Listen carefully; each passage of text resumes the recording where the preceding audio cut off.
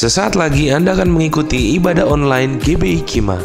Mari siapkan hati Anda untuk menyembah dan menerima kebenaran firman Tuhan. Selamat beribadah.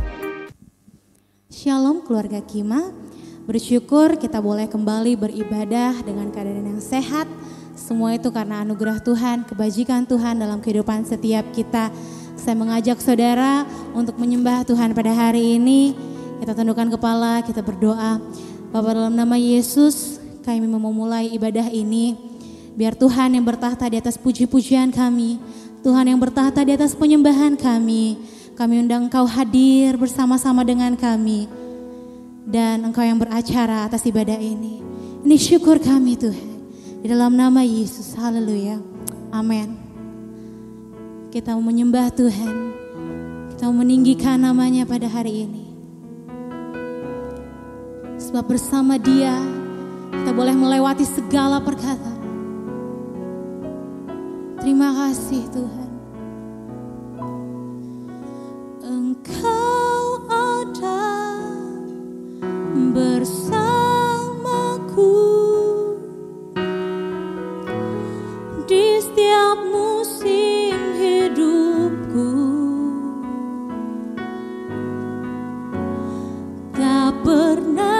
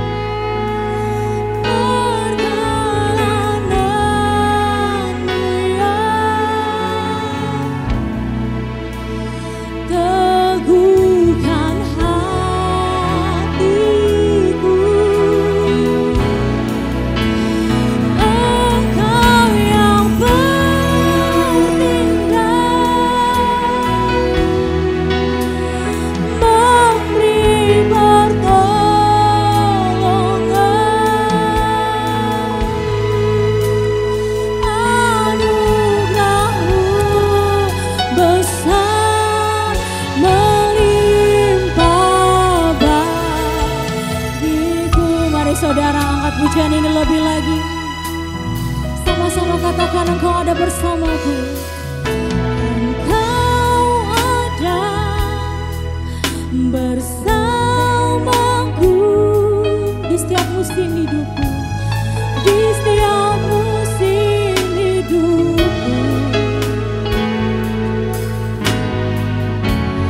Tak pernah Kau biarkan ku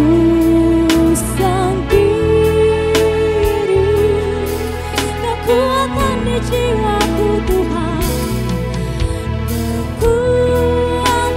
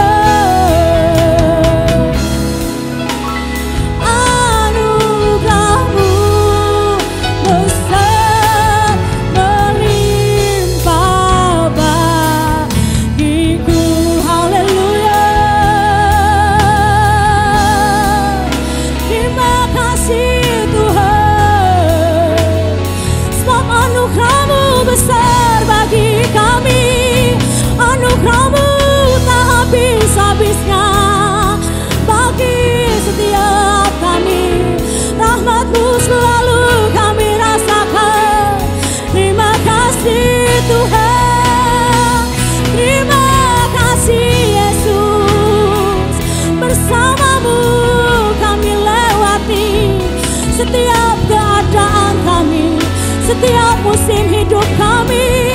Terima kasih Tuhan.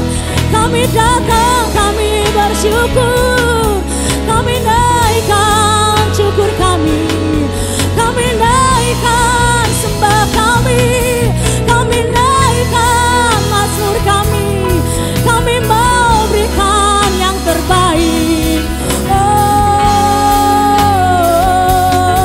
terima kasih Tuhan, terima kasih Tuhan.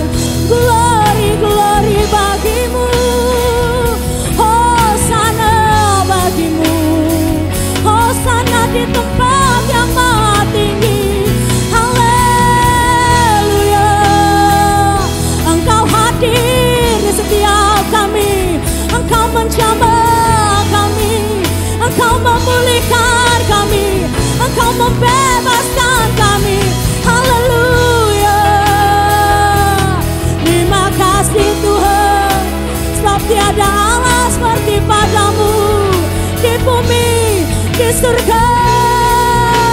Kami sembah Engkau, Raja di atas segala raja, Tuhan yang bertahta dalam hidup kami. Haleluya, haleluya.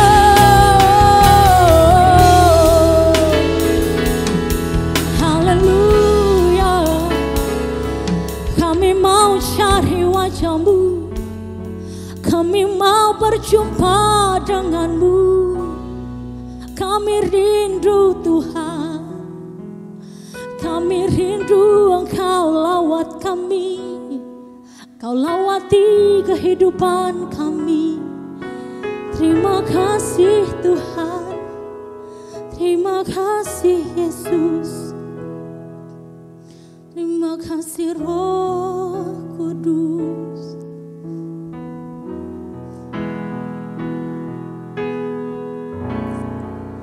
Ku pandang wajah-Mu dan berseru,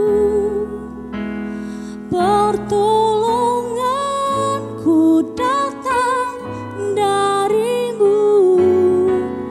Peganglah tanganku, jangan lepaskan. Kaulah harapan dalam hidupku. Katakan, ku pandang wajah-Mu dan berseru, pertolonganku datang dari-Mu. Peganglah tanganku, jangan lepaskan. Kaulah harapan dalam hidupku. Pandang wajah-Mu, ku pandang wajah-Mu dan berseru, pertolonganku Tuhan, pertolonganku datang dari-Mu. Peganglah tanganku, jangan lepaskan. Kaulah harapan dalam hidupku. Let's sing along, God is so good. God is so good. God is so good. God is so good. He is so good to me. Let's sing, God is so good. God is so good. Yes, Lord, you are good. God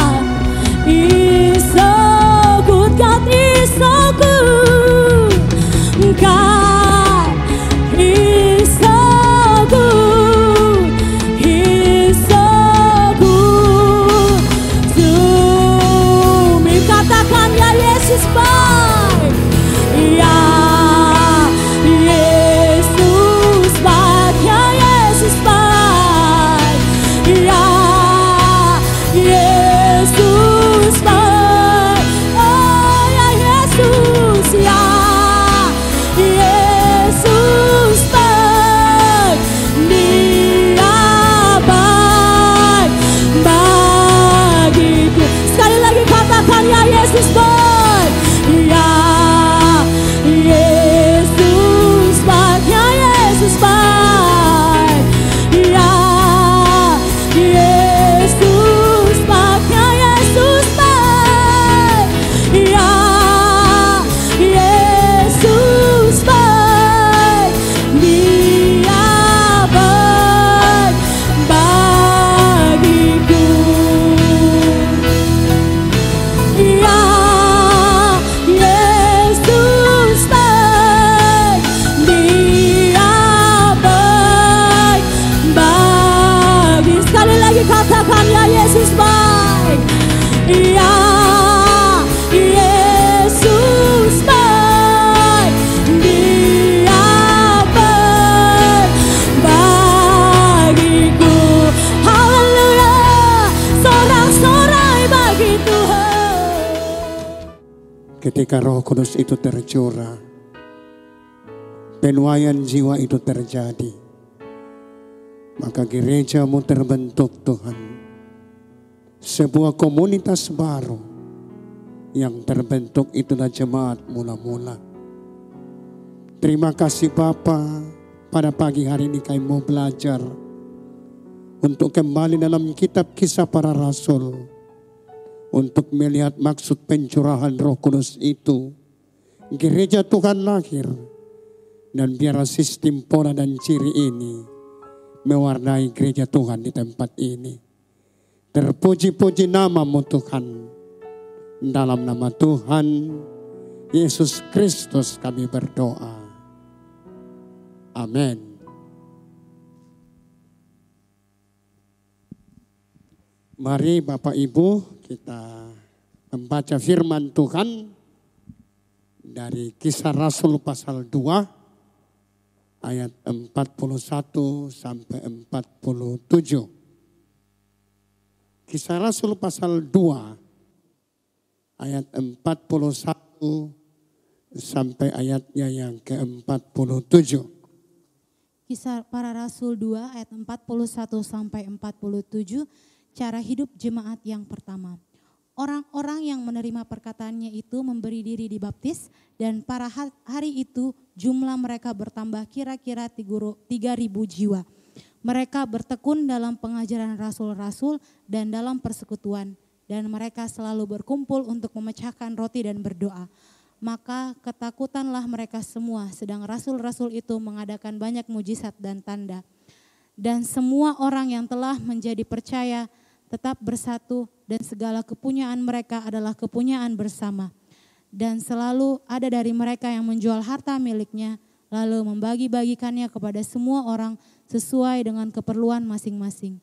Dengan bertekun dan dengan sehati mereka berkumpul tiap-tiap hari dalam bait Allah.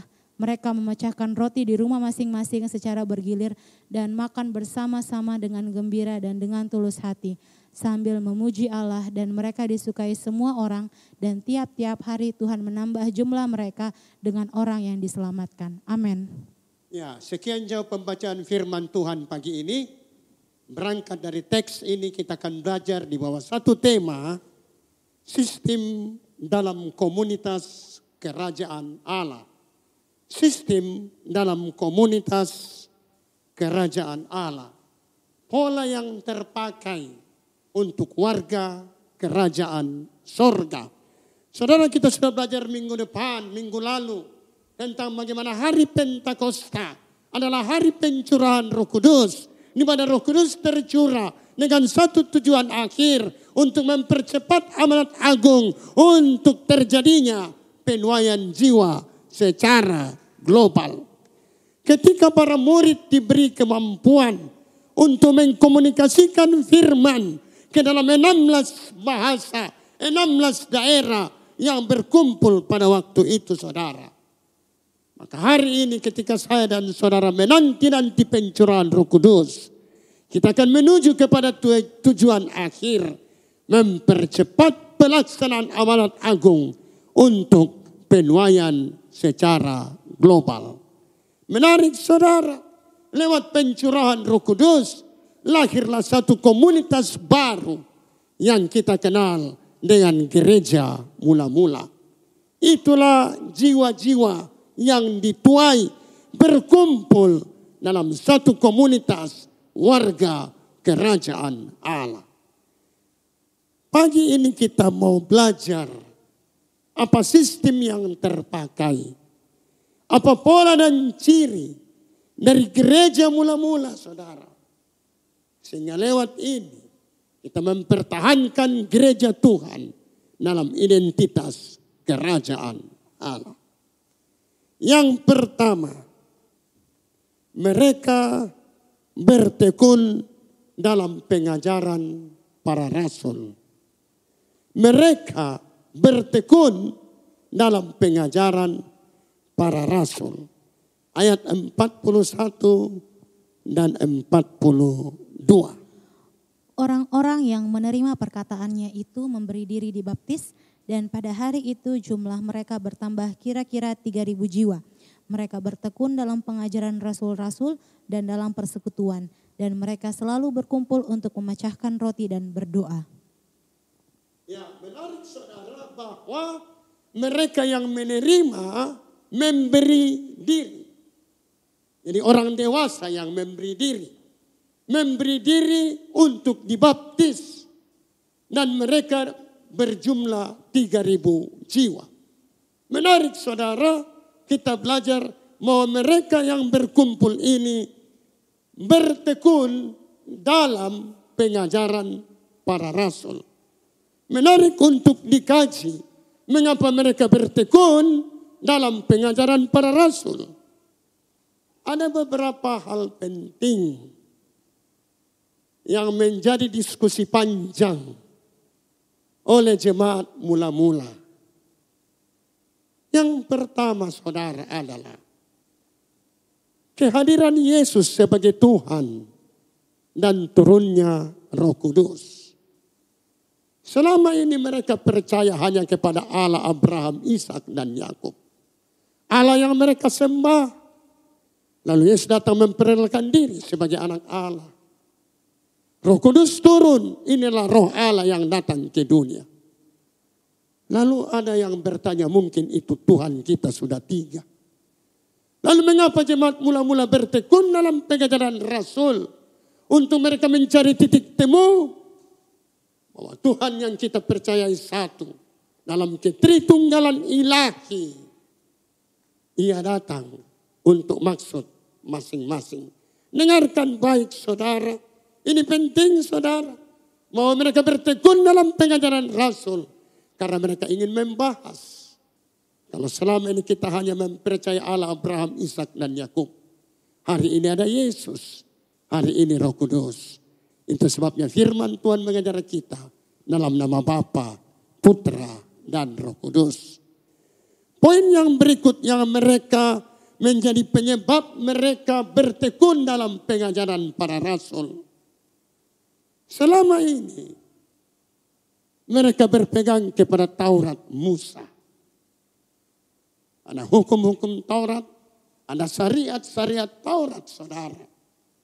Mereka berbuat baik diberkati, mereka buat jahat tertutup. Lalu tiba-tiba Yesus datang menawarkan kasih karunia. Kita diselamatkan lebih dulu, baru berbuat baik. Perubahan-perubahan inilah yang menjadi jemaat mula-mula terus bertekun dalam pengajaran para rasul. Karena ada perubahan-perubahan paradigma, ada perubahan-perubahan penting dari konsep perjanjian lama ke dalam konsep perjanjian baru. Hal yang berikut yang mereka diskusikan, yaitu kalau dalam perjanjian lama mujizat terjadi, bagaimana nenek moyang orang Israel itu dibela oleh Tuhan lewat mujizat-mujizat yang terjadi. Sungguh satu yang luar biasa. Mujizat itu selalu bersifat secara umum. Tuhan mengeringkan air sungai Yordan. Tuhan memberikan manna, roti dari surga setiap hari. Tapi ketika Yesus datang, maka mujizat itu lebih bersifat pribadi. Perubahan itulah yang mereka diskusikan. Kalau perjanjian lama mujizat Tuhan berlaku secara umum kepada umat pilihannya Israel. Tapi ketika Yesus datang, maka mujizat itu terjadi kepada pribadi-pribadi. Bukan hanya dinikmati oleh orang Israel, tapi telah dinikmati oleh perempuan Kanaan dan dinikmati oleh orang di luar Yahudi. Hal berikut yang mereka menjadi penyebab mereka bertekun dalam pengajaran para rasul. Keselamatan itu telah harus pergi kepada bangsa-bangsa lain. Konsep orang yang berkumpul waktu itu, bahwa keselamatan hanya milik orang Yahudi. Karena Bapa di surga memilih Allah, Abraham, Ishak dan Yakub. Lalu menjadi bangsa Israel. Dan Israel adalah umat pilihan Allah. Tapi ketika Yesus datang, mengajarkan bahwa Injil kerajaan harus mencapai bangsa-bangsa. Itu sebabnya mengakhiri pertemuan dengan para murid. Dia mengeluarkan statement amanat agung itu. Pergilah kamu, jadikan sekalian bangsa muridku. Itu sebabnya saudara, menjadi sebuah diskusi yang panjang. Menjadi sebuah diskusi yang terus menerus. Sehingga mereka bertekun dalam pengajaran para rasul. Dan itu yang menjadi pola, ciri, atau sistem awal sebuah gereja mula-mula. Dan menarik hari ini saudara. Jemaat Gereja Betel Indonesia yang saya kasihi. Kita harus kembali ke dalam kitab Kisah Para Rasul. Gereja ini telah dibangun dan berdiri dalam komunitas-komunitas sel untuk kita bertekun dalam pengajaran para rasul. Gereja ini telah berdiri dalam kelas-kelas Sabtu ceria supaya kita membekali anak-anak kita dalam pengajaran para rasul. Menarik saudara, ini penting. Mau gereja rumah akan lahir seperti dalam kitab Kisah Para Rasul ini. Dan gereja rumah akan tumbuh mengalami ledakan-ledakan pertumbuhan gereja. Menarik saudara, ada beberapa penyebab gereja rumah akan tumbuh dan lahir. Yang pertama adalah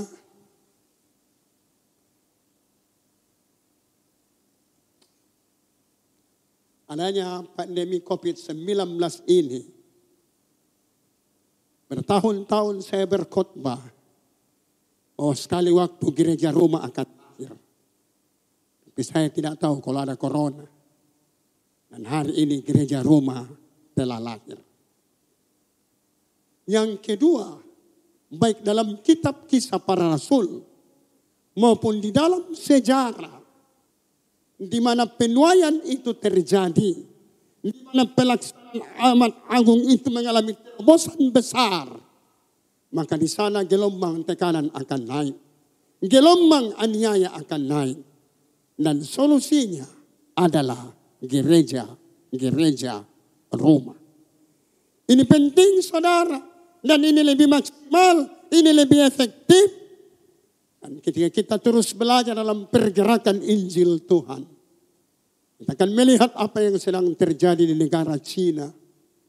Setiap hari mereka menuai 30.000 jiwa.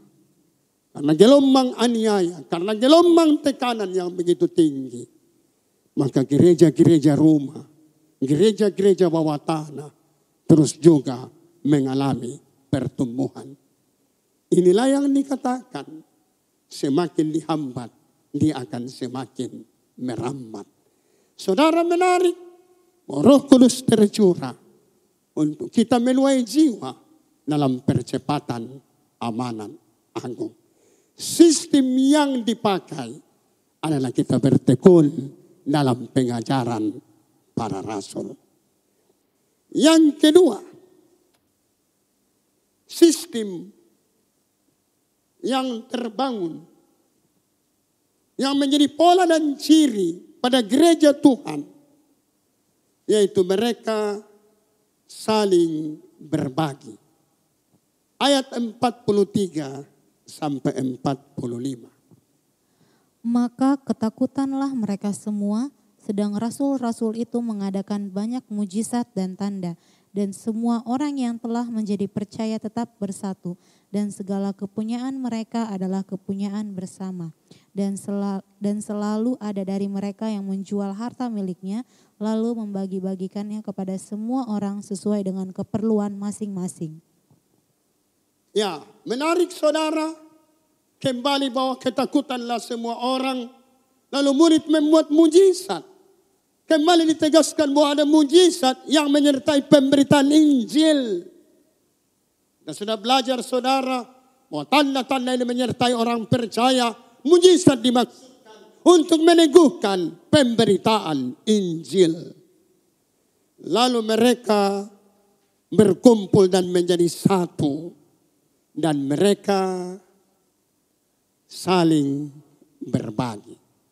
Saudara, menarik, kita hidup di dunia ini, sadar tidak sadar kita menganut sistem ekonomi Babel. Sistem ekonomi kapitalis. Yaitu seolah-olah kita tidak bisa hidup tanpa uang. Sehingga orang dituntun, dibentuk untuk mengejar sesuatu untuk mendapatkan uang itu. Saudara, menarik, kesuksesan diukur dengan jumlah uang yang kita miliki. Dan hari-hari ini saudara, adanya pandemi COVID-19, kita sadar mau gerakan kebangkitan antikristus mulai nampak. Firman Tuhan sedang tergenapi. Mau antikristus akan hadir. Di COVID-19 kita belajar saudara. Ada tujuan lembaga-lembaga tertentu. Orang-orang tertentu. Untuk membentuk saudara. Mata uang tunggal. Ekonomi tunggal. Pemerintahan tunggal. Inilah yang diproklamasikan oleh gerakan antikristus saudara. Dan umat percaya perjanjian baru. Gereja Tuhan harus kembali dalam sistem ekonomi. Dalam kitab Kisah Para Rasul. Menarik saudara. Mari kita membaca Matius 6 ayat 24. Matius 6 ayat 24. Tak seorang pun dapat mengabdi kepada dua tuan. Karena jika demikian ia akan membenci yang seorang dan mengasihi yang lain. Atau ia akan setia kepada yang seorang dan tidak mengindahkan yang lain. Kamu tidak dapat mengabdi kepada Allah dan kepada Mammon. Nah, menarik saudara, kita tidak dapat mengabdi kepada dua tuan. Kalau kita mengabdi kepada Mammon, kita akan membenci Allah. Itu sebabnya jemaat terdidik, umat percaya terdidik untuk mengabdi kepada Tuhan. Carilah dahulu kerajaan Allah dan kebenarannya, maka semuanya akan ditambahkan kepadamu. Kita harus kembali ke dalam kitab Kisah Para Rasul. Untuk saya dan saudara memiliki mental mengasihi Tuhan, berjalan dalam agenda Tuhan, berjalan dalam frekuensi Tuhan, berjalan dalam signalnya Tuhan. Untuk kita terus mengasihi Tuhan, tidak mengabdi kepada Mammon. Nah, menarik saudara, kita baca Kisah Rasul 4 ayat 32 sampai 35. Kisah Para Rasul 4 ayat 32 sampai 35.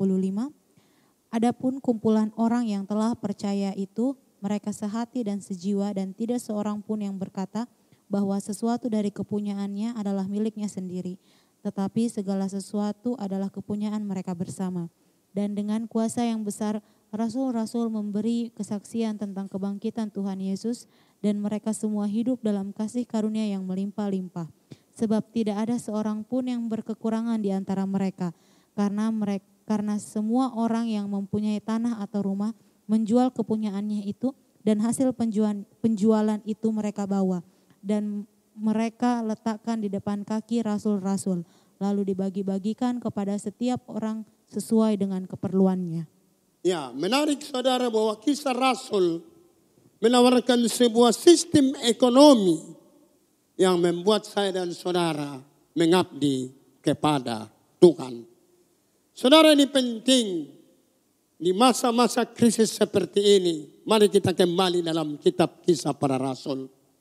Yaitu mereka saling berbagi. Dan inilah sistem ekonomi kerajaan Allah.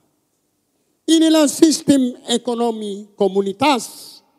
Inilah sistem ekonomi kerakyatan. Di mana mereka saling berbagi. Dan mereka menikmati kasih karunia yang melimpah-limpah.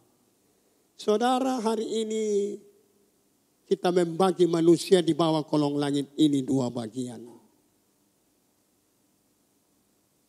Yaitu yang pertama adalah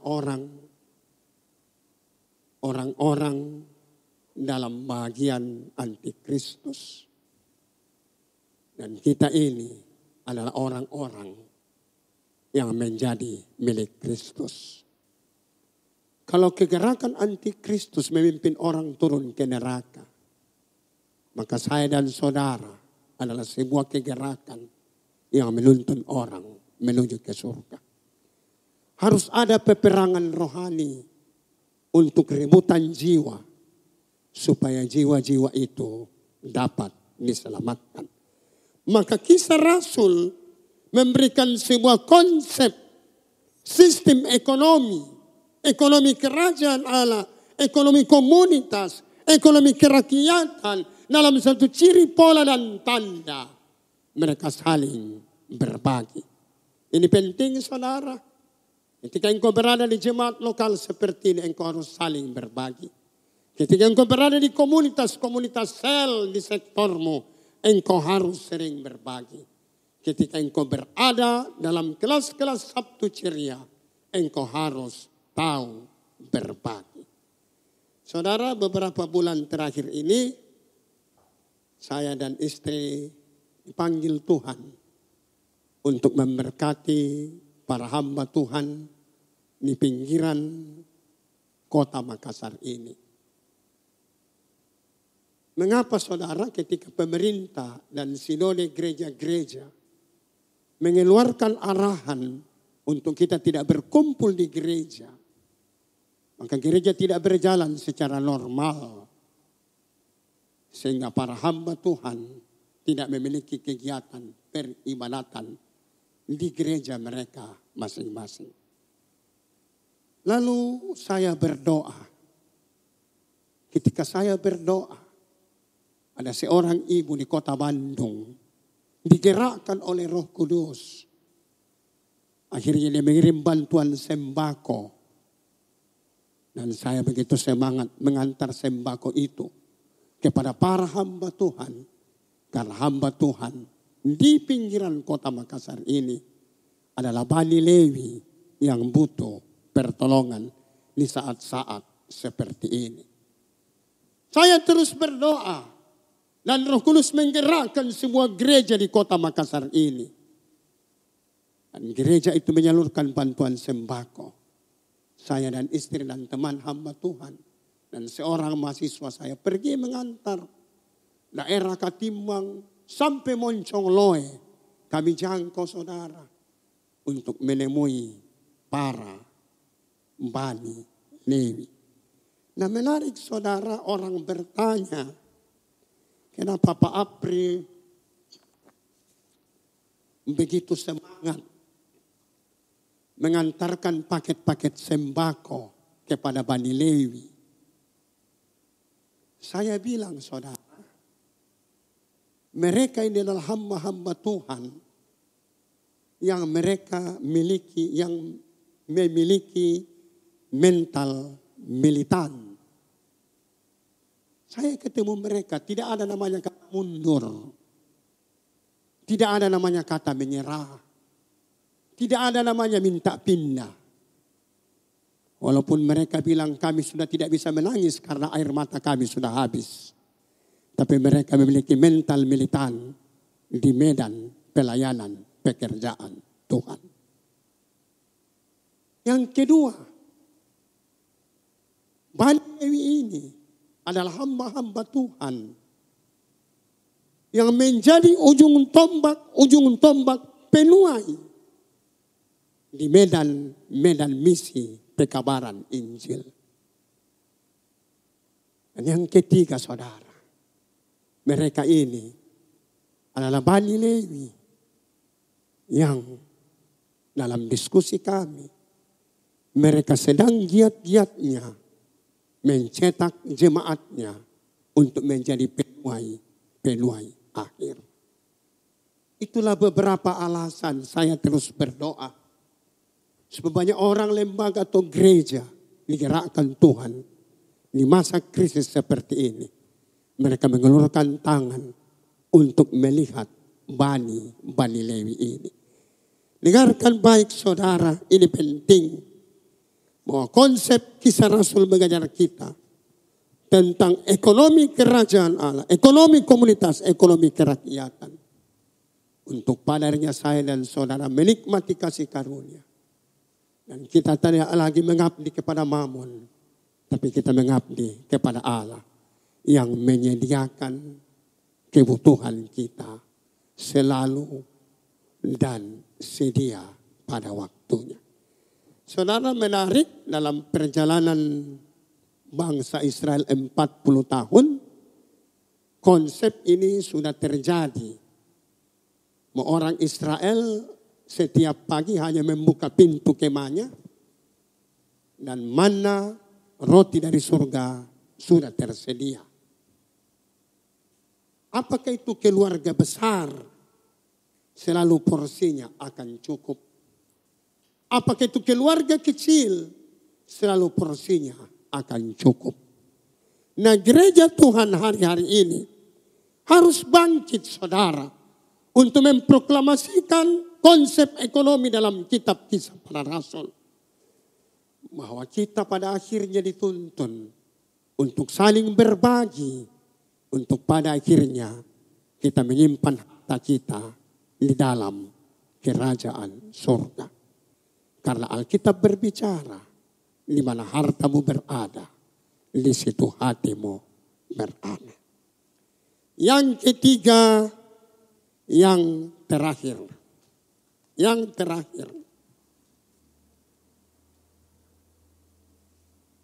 Mereka terus bertambah dalam jumlah. Ayat 46 sampai 47. Dengan bertekun dan dengan sehati mereka berkumpul tiap-tiap hari dalam bait Allah. Mereka memecahkan roti di rumah masing-masing secara bergilir dan makan bersama-sama dengan gembira dan dengan tulus hati sambil memuji Allah, dan mereka disukai semua orang, dan tiap-tiap hari Tuhan menambah jumlah mereka dengan orang yang diselamatkan. Ya, saudara, ini penting menjadi sistem, menjadi pola dan ciri dari gereja-gereja Tuhan hari ini. Menarik saudara, mau mereka berkumpul memecahkan roti, disenangi oleh semua orang, dan Tuhan menambahkan jumlah mereka. Dalam perjalanan gereja ini saudara, sudah 2 kali komsel kita akhirnya MPP saudara, mati pelan-pelan. Tapi kita bangkit lagi karena saya tahu yang menjadi tempat penjangkauan jiwa adalah komunitas sel. Yang kedua, bertahun-tahun saya berdoa supaya kelas-kelas Sabtu ceria, karena di sanalah terjadi penjangkauan jiwa. Ini penting saudara, karena gereja ini lahir dengan visi penjangkauan jiwa. Nah, menarik saudara, bahwa kita terus belajar seperti dalam kitab Kisah Para Rasul, bagaimana sistem, pola dan ciri. Dan ciri yang terakhir, ciri yang ketiga, akhirnya mereka buat dan Tuhan menambahkan jumlah mereka. Jadi pertumbuhan itu akan selalu menjadi parameter. Gereja terukur karena bertumbuh. Bukan saja secara kualitas karena sulit dihitung. Dia harus bertambah dalam jumlah. Secara kuantitas dia harus tumbuh. untuk menjadi ukuran sejauh mana gereja itu sehat. Kesehatan sebuah gereja terletak pada pertambahan jumlah jemaatnya. Nah, menarik saudara, ini penting bahwa kita belajar dari sebuah gereja lokal saudara. Kepemimpinan itu penting. Berorganisasi itu perlu.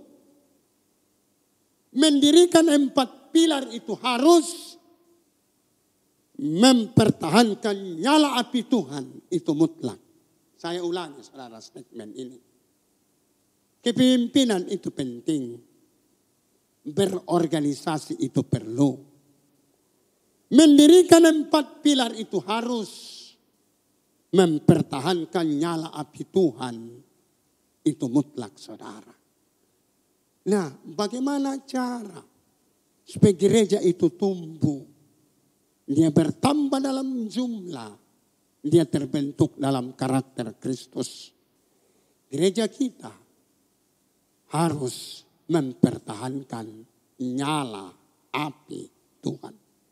Bagaimana mempertahankan nyala api Tuhan dalam gereja kita? Maka kita harus membangun 4 pilar. 4 pilar itu saudara. Kita melihat yang pertama. Mau gereja harus menekankan tentang pentingnya pujian penyembahan. Ke depan Anda akan lihat bahwa pujian penyembahan ini akan membuat terobosan-terobosan dalam ledakan-ledakan pertemuan gereja. Ketika Anda belajar tentang pertemuan gereja di Korea, semua denominasi mengalami perubahan dalam susunan ibadah mereka dalam hal pujian penyembahan. Saudara akan melihat ke depan, ketika tuaian ini telah dituai, gereja akan mengalami ledakan, maka pujian penyembahan akan membuat terobosan. Yang kedua, dari 4 pilar ini, adanya doa dan puasa. Gereja Tuhan harus menertibkan jemaatnya dalam doa dan puasa. Yang ketiga, dari 4 pilar ini, kita harus berdisiplin membaca Alkitab. Jemaat harus dituntun, jemaat harus dipimpin untuk mendisiplinkan diri membaca Alkitab. Mengapa saudara ini perlu? Waktu belum ada pandemi COVID-19 kita bilang saya sibuk pendeta. Setelah Anda punya waktu banyak di rumah, masih ada juga yang tidak disiplin baca Alkitab. Dengarkan baik, ini penting. Anda harus membangun sebuah habits untuk Anda mendisiplinkan diri setiap pagi. Dan dengan cara itulah Bapamu di surga bicara kepada engkau. Dan pilar yang keempat, yaitu kita harus bersaksi. Nah saudara, hanya 4 pilar yang harus dibangun dalam rangka mempertahankan nyala api Tuhan itu. Pujian penyembahan, doa dan puasa, disiplin baca Alkitab, dan bersaksi. Kita baca Kisah Rasul 1 ayat 8. Kisah Para Rasul 1 ayat 8. Tetapi kamu akan menerima kuasa kalau Roh Kudus turun ke atas kamu, dan kamu akan menjadi saksiku di Yerusalem dan di seluruh Yudea dan Samaria dan sampai ke ujung bumi. Ya, kamu akan jadi saksiku di Yerusalem, di seluruh Yudea, Samaria dan sampai ke ujung bumi. Jadi 4 pilar itu saudara, ini sesuatu yang harus ada dalam gereja kita. Pujian penyembahan, doa dan puasa, disiplin membaca Alkitab dan bersaksi. Ada dosen saya sekolah di Fuller, Pasadena, Amerika, tempat Peter Hockner mengajar. Dia meriset satu gereja. Dan gereja itu tumbuh. Lalu dia menemukan 4 ciri ini, saudara. Sebagai dosen teologi, sebagai dosen yang mengajar mata kuliah pertumbuhan gereja, kami terus mengkaji, kami terus mempelajari riset, saudara. Mengapa ada gereja-gereja yang tumbuh, sementara ada gereja yang tidak bertumbuh. Penting diperhatikan, mau gereja yang tumbuh, yang mempertahankan nyala api Tuhan. Gereja yang tumbuh, yang membangun 4 pilar itu, saudara. Nah, menarik saudara mengakhiri renungan ini. Sebuah gereja dapat bertumbuh ketika digembalakan setelah 13 tahun. Ini kalau saudara 4 tahun tinggalkan gerejamu, jangan harap dia tumbuh. Riset membuktikan dia harus digembalakan 13 tahun. Setelah itu baru dia mengalami pertumbuhan. Saudara, mari kita belajar. Peter Hockner mengeluarkan statement. Cara terbaik untuk belajar pertumbuhan gereja adalah pergi kepada gereja yang sedang bertumbuh. Saya ulangi, Hockner mengeluarkan statement. Cara terbaik belajar pertumbuhan gereja adalah pergi kepada gereja yang sedang bertumbuh. Ini penting. Mari kita melihat beberapa gereja yang mengalami pertumbuhan begitu pesat. Saudara-saudara kita di gereja Pantekosta di Indonesia. Di usia mereka 90 tahun. Jumlah gereja mereka, jemaat lokal mereka mencapai 14.000 jemaat lokal di dunia. Saya sudah lihat yang di Sydney, Australia. Saya sudah lihat yang di Singapura. Mereka bertumbuh dan target mereka 2021, 1 abad. Mereka ingin mencapai 20.000 jemaat lokal. Saya tanya mereka, apa yang menjadi rahasianya? Mereka berkata, kami kembali ke dalam kitab Kisah Para Rasul. 4 pilar harus terbangun untuk menjaga nyala api Tuhan. Kemudian kita belajar pada gereja Sidang Jemaat Allah. Mereka juga mendominasi pergerakan pertemuan gereja sedunia. Karena ada 4 pilar dalam rangka mempertahankan nyala api Tuhan. Gereja Bethel Indonesia. Di usia 40 tahun lebih, dia mencapai 6.000 jemaat lokal. Nah, inilah yang terus kami kaji. Inilah yang terus kami pelajari. Untuk kami tahu bahwa cara terbaik belajar pertemuan gereja adalah pergi kepada gereja yang sedang bertumbuh.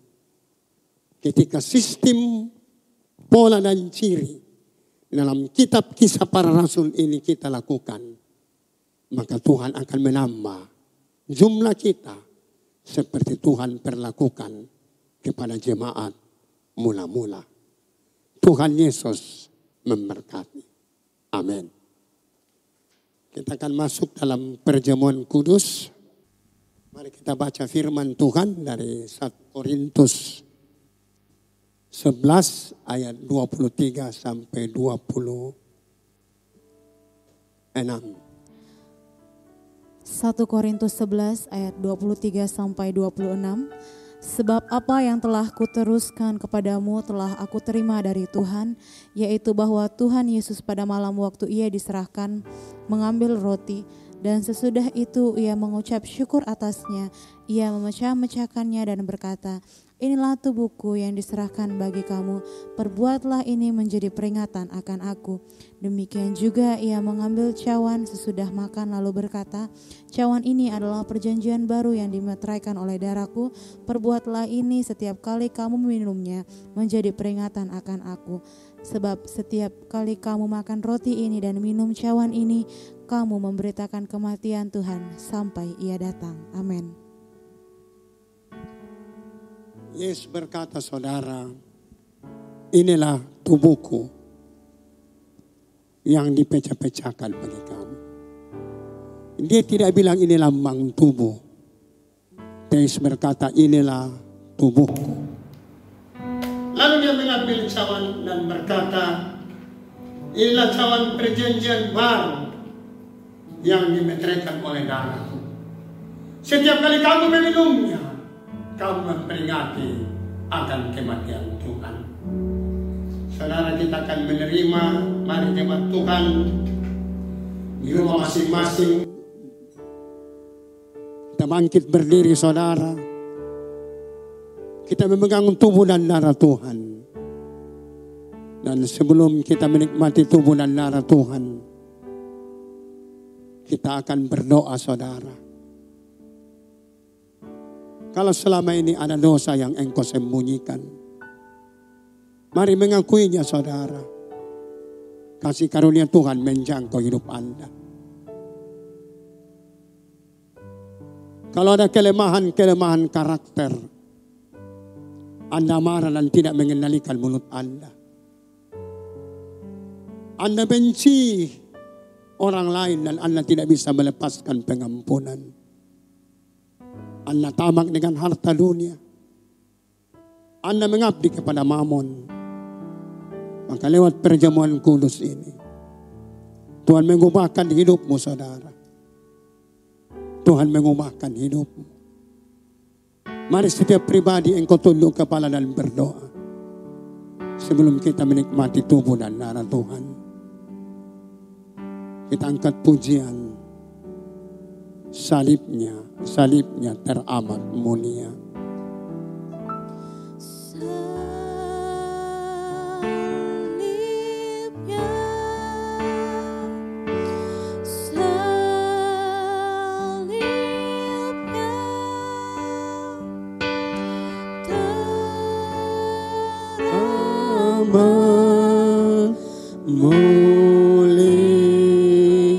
Katakan, dosaku disucikan.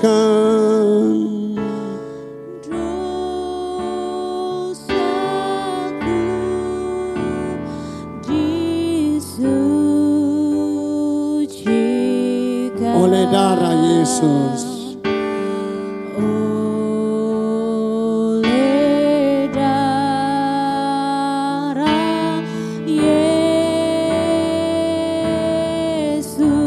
Pujian ini salibnya. Salibnya.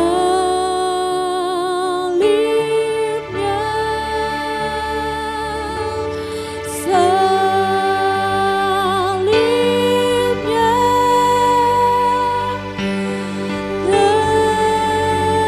Teramat mulia. Katakan, dosaku disucikan. Dosaku disucikan oleh darah Yesus. Oleh darah Yesus.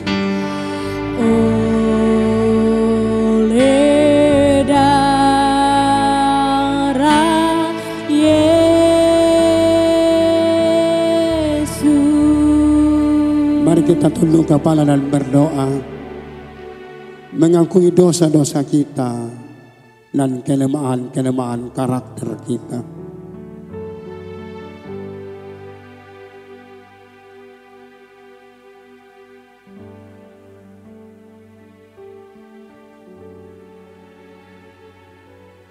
Terima kasih untuk kasih karunia-Mu, Tuhan, yang melimpah-limpah buat kami.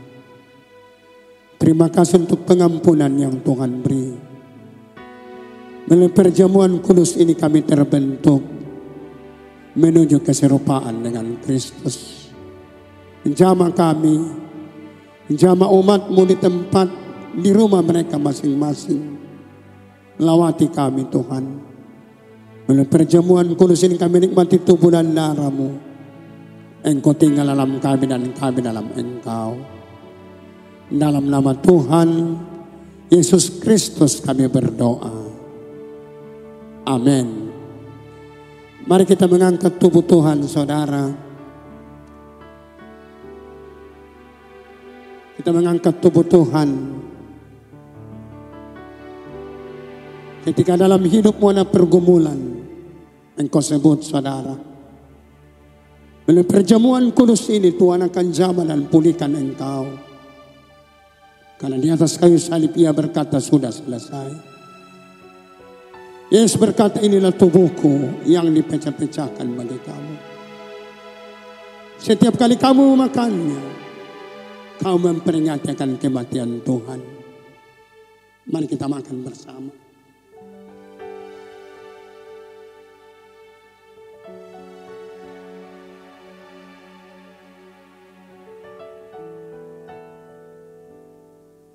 Mari kita mengangkat darah Tuhan, saudara. Inilah cawan perjanjian baru yang dimeteraikan oleh darahku. Setiap kali kamu meminumnya, kau memperingati akan kematian Tuhan. Ketika hari ini saudara, engkau dalam penderitaan penyakit, atau ada keluargamu yang sedang terbaring di rumah sakit, mari engkau sebut namanya. Jaminan firman Tuhan, bilur-bilurnya menjadi pegangan buat kita. Di masa virus corona ini darah Yesus membungkusmu. Mari engkau imani, darah Yesus membungkusmu. Inilah cawan perjanjian baru yang dimeteraikan oleh darahku. Setiap kali kamu meminumnya, kamu memperingati akan kematian Tuhan. Mari kita minum bersama.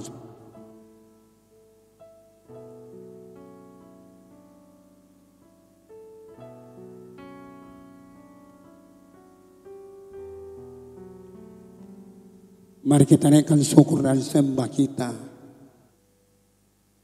atas perkenaannya kita menikmati tubuh dan darahnya. Kita nyanyikan haleluya 12 kali.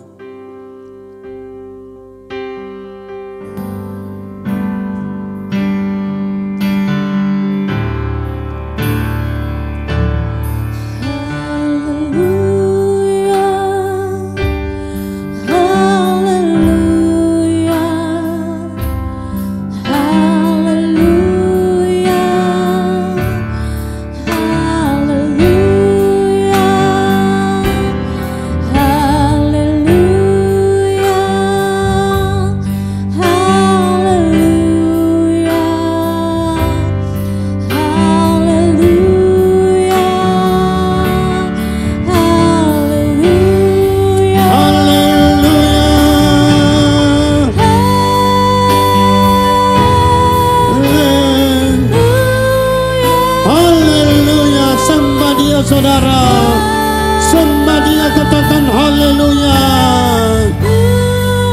haleluya.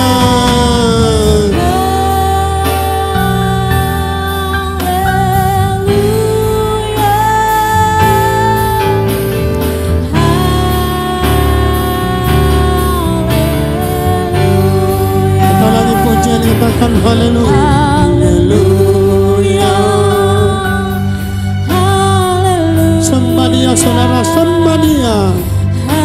Dia menebusmu di atas kayu salib saudara. Dia mengangkat engkau menjadi anak-anaknya. Dan darah Yesus membungkus engkau dari segala virus-virus yang ada. Dia menjamin kehidupanmu saudara. Hidup, menikmati, perlindungan.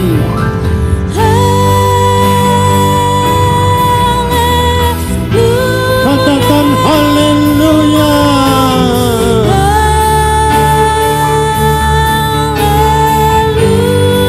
Haleluya.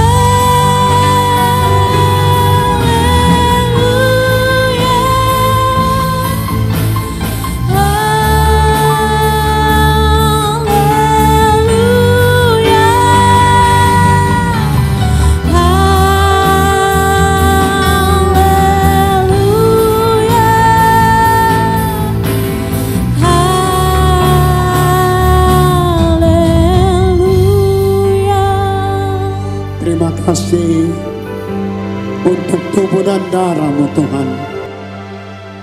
Engkau tinggal dalam kami dan kami dalam Engkau. Terima kasih atas perkenan hati-Mu. Engkau melayakkan kami dalam perjamuan kudus pagi ini Tuhan. Terpuji-puji nama-Mu Tuhan. Terima kasih kebenaran-Mu. Terima kasih tubuh dan darah-Mu. Dalam nama Tuhan Yesus Kristus kami berdoa. Amin. Puji nama Tuhan, kita telah diberkati oleh kebenaran firman Tuhan pada hari ini dan lewat perjamuan kudus pada hari ini. Tiba saatnya kita akan memberikan persembahan dan cara saudara memberikan persembahan akan tertera pada layar saudara. Baik, sebelum kita memberi, kita tundukkan kepala, kita berdoa. Terima kasih Tuhan untuk perkenanan Tuhan sampai hari ini buat kami. Dan tiba saatnya kami mau memberi, kami memberikan yang terbaik dari apa yang kami miliki. Engkau memberkati supaya berkat Tuhan ini dapat dipergunakan bagi kerajaan-Mu Tuhan. Ini syukur kami di dalam nama Yesus. Haleluya. Amin. Selamat memberi saudara, Tuhan Yesus memberkati.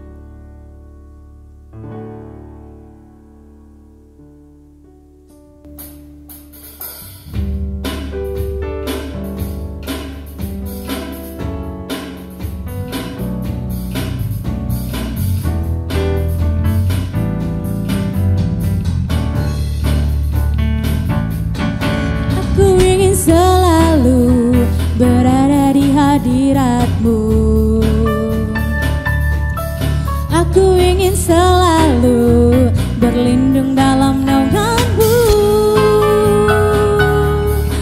Di bawah kepak sayap-Mu, Kau bawaku terbang tinggi, melintasi langit biru, bagaikan Raja Wali. Katakan bagai Raja Wali. Bagai Raja Wali, melintasi gunung tinggi. Bagai Raja Wali, melintasi badai hidup. Di bawah kepak sayap-Mu, Kau bawaku terbang tinggi, melintasi langit biru, bagaikan Raja Wali. Melintasi langit biru, melintasi langit biru, bagaikan Raja Wali. Melintasi langit biru, melintasi langit biru, bagaikan Raja Wali. Puji nama Tuhan. Kita akan mengakhiri ibadah kita pada hari ini. Kita angkat satu pujian doa Yabes. Terima kasih Tuhan. Kami bersyukur. Kiranya Engkau memberkati aku berlimpah-limpah dan memperluas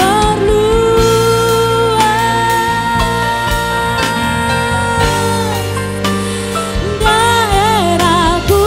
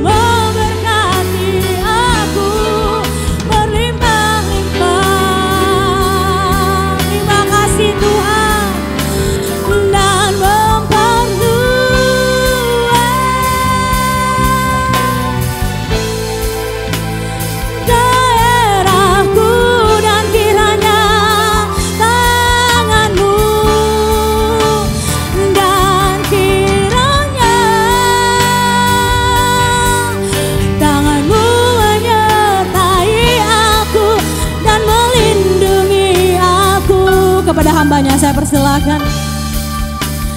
Daripada malapetaka sehingga kesakitan tidak menimpa aku, sehingga kesakitan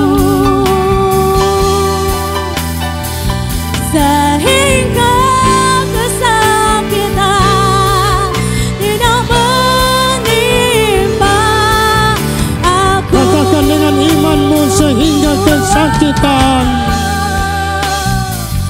Sehingga kesakitan tidak menimpa aku. Sorak-sorai bagi Tuhan. Haleluya.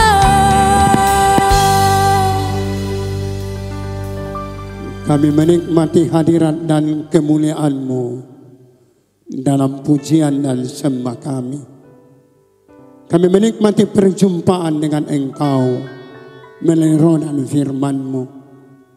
Kami menikmati tubuh dan darah-Mu dalam perjamuan kudus pagi ini, Tuhan. Terima kasih Bapa, terpuji-puji nama-Mu. Berkati sidang jemaat-Mu Gereja Betel Indonesia Kima Square Makassar ini. Berkati setiap pemirsa yang mendengar. Berkati orang-orang yang diberkati Tuhan melalui ibadah live streaming ini. Tuhan berkati pribadi lepas pribadi. Tuhan teguhkan dan kuatkan kami. Yang kami pegang, yang kami percayai. Bahwa darah Yesus membungkus kehidupan kami. Terima kasih untuk tim pujian penyembahan Divisi Multimedia Kima. Terima kasih semuanya, terpuji-puji nama-Mu Tuhan atas pertolongan Tuhan yang telah berlaku untuk kami semua. Jemaat yang saya kasihi, di tempat di rumahmu masing-masing, angkat pula telapak tanganmu, arahkan hatimu kepadanya, dan terimalah berkat-Nya. Efesus 2 ayat 7 berkata, supaya di kemudian hari Ia menunjukkan kekayaan kasih karunia yang melimpah-limpah itu. Biarlah kasih karunia-Mu Tuhan membanjiri bumi pertiwi dan menjadi gelombang besar yang melanda Kima. Yesus Kristus Tuhan, Engkau adalah Mesias. Engkau adalah anak Allah yang hidup. Engkau adalah juru selamat dunia. Engkau rela meninggalkan tahta kemuliaan-Mu, menginjakan kaki-Mu di bumi Kima, berjejak di tanah Kima. Engkau datang baptis kami dengan Roh Kudus-Mu. Pada hari-hari terakhir, Engkau akan mencurahkan Roh Kudus-Mu kepada semua manusia. Jemaat yang saya kasihi, kembali dalam kehidupan kesiram dengan penuh sukacita. Karena Yesus membungkus engkau dengan darah-Nya. Dan Yesus bertanggung jawab penuh atas hidupmu. Penyertaan Tuhan sempurna bagimu. Mulai pada pagi hari ini. Sampai Tuhan datang pada kali yang kedua. Menjemput orang-orang kudus-Nya. Amin. Terima kasih Anda telah mengikuti ibadah online GBI Kima. Kami berharap Anda diberkati lewat ibadah online pada hari ini. Terus ikuti channel ini dengan klik berlangganan. Tuhan Yesus memberkati.